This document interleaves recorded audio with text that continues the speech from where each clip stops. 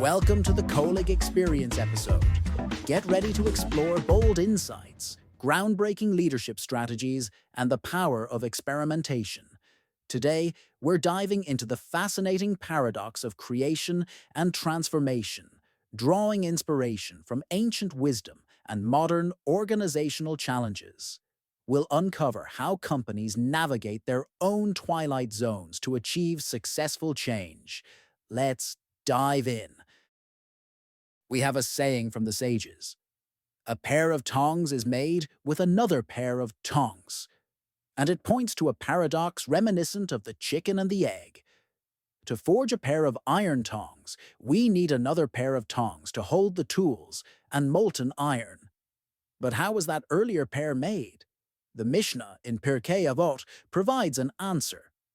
It lists 10 things created during twilight on the sixth day of creation, after the entire world was formed and ready, just moments before the first Shabbat began. Among these things is the very first pair of tongs. Together with that original pair, the list includes other phenomena that the sages could not explain within the natural order they knew, such as the manna eaten in the desert and Balaam's talking donkey. What stands out is the time chosen for these special creations. Twilight. Twilight is the murky transition between day and night. That moment of dusk when the sun has already set, but there is still a bit of light.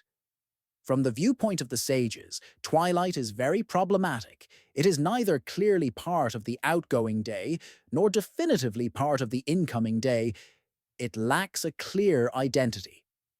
The Mishnah's pairing of phenomena that defy normal explanation with a time that resists straightforward categorization is no accident. The message is that, precisely out of situations with no clear identity, new and surprising possibilities can emerge. We are creatures who crave order. We feel secure when we can predict what will happen. Most of us have an internal storage of ready-made behavioral protocols for any situation. When we encounter something, our minds search for the drawer that seems to fit and pull out the relevant plan of action. Usually, that works well enough, though sometimes it trips us up. But we already know we are not perfect. We have seen organizations struggle to move from one orderly state to another. They aim for a transformational leap, a shape-shifting process while in motion, often when they grow and shift phases, but also under other circumstances. The catch is that this transition demands a change in identity, which involves passing through a twilight zone, leaving behind familiar habits, assumptions, and beliefs, and learning to adopt new ones. The exit from the bright light of known structures into that ambiguous dusk can be frightening, and it can paralyze an organization that continues to act as though it still belongs to the previous phase. Twilight is a state where the usual order fails, an unsettling reality where even the most basic elements are confused, and our standard ways of interpreting the world do not apply. It can generate a powerful anxiety, a sense that our known world is collapsing, and we have no tools to handle this new situation.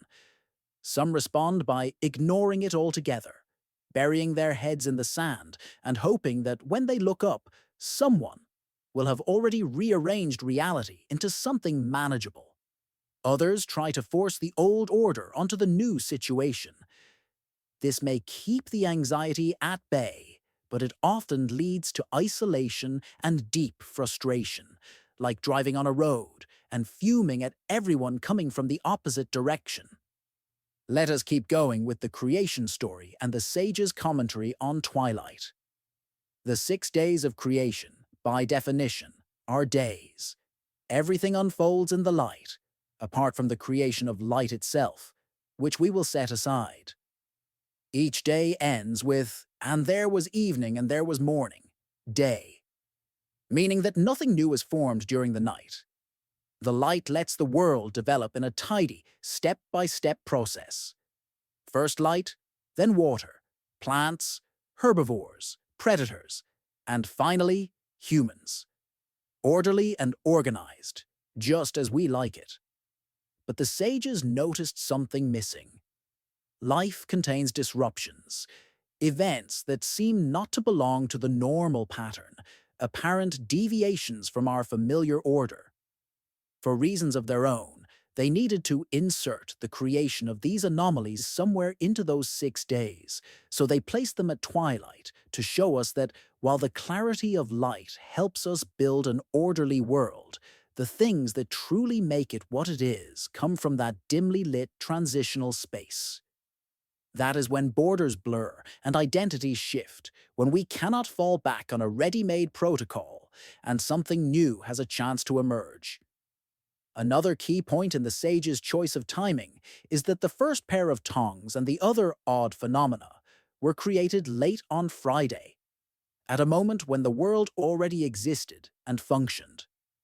This is crucial. To make the most of the potential found in these strange twilight moments, we need frameworks and boundaries that keep us grounded. Turning back to the organizational sphere, we can sum it up by saying that in order for an organization to undergo a truly significant change, sometimes called a shift in organizational DNA, it must pass through a period of blurred identity and uncertainty. This will only succeed if the organization provides the boundaries and structure that create enough safety to enter such a process. We once worked with a mid-sized software company that was scaling up rapidly. Their core teams had always relied on well-defined procedures for product release cycles, but as they tried moving to agile methods, they found themselves in a twilight zone. The old methods no longer fit, yet the new ones were not fully formed. People began to feel disoriented and worried that their familiar roles were evaporating. It was only when they collectively acknowledged the need for stronger guardrails, clear guidelines for new team structures and accountability, that they were able to navigate this transitional dusk and redefine their identity. We also consulted for a biotech startup that had flourished in early research phases, but struggled when shifting into clinical trials. The founders had built a culture of creative freedom with minimal oversight. As they entered the stringent regulatory environment of clinical work, that freewheeling approach no longer worked.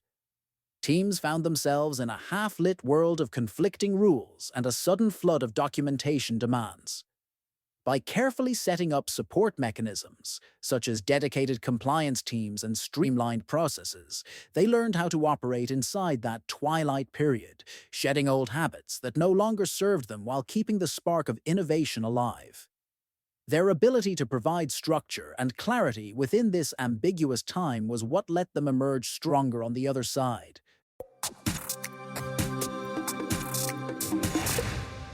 We've explored the intriguing paradox of creating tongs and how it reflects the human desire for order, highlighting the challenges organizations face during periods of transition. Remember to like, subscribe, and share this episode with your friends and colleagues so they can also stay updated on the latest news and gain powerful insights. Stay tuned for more updates.